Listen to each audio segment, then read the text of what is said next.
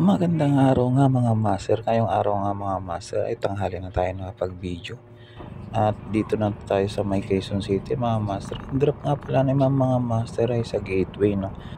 Sa may ground floor mga master, doon sa mga delivery mga master, no? So kung yung mga nagde-deliver ay dito unload ng kanilang mga delivery.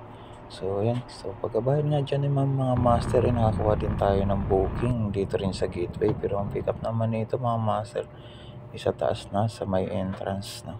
So may dala-dala nga pala si ma'am na box dyan, pinalagay na lang natin sa ating top box. So, ang hatid pala ni ma'am ay sa Mandaluyong mga master. So pagkadating nga namin sa Mandaluyong ay agad kong kinuha yung box niya, baka makalimutan pa.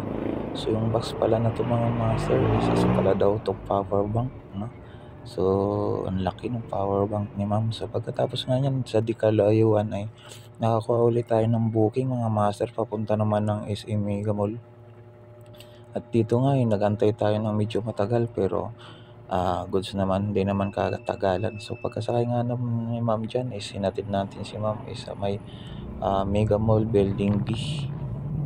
Pag galing ka nga ng Mandaluyong mga master, pag dito sa lugar na to mga master ay pagpapunta ka ng Mega Mall is medyo malayo yung iikutin mo. Pero kung alam niyo yung daanan dito mga master sa may pilahan ng jeep, no? So may shortcut tayo dyan, kaya mabilis ko lang naihatid dito si ma'am sa may Mega Mall.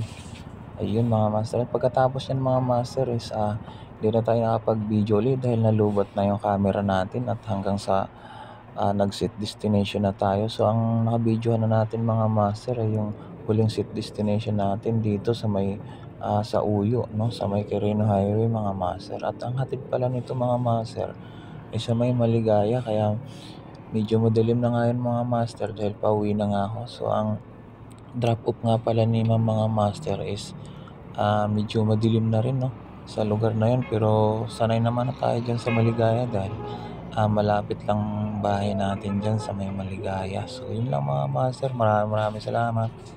Bye bye.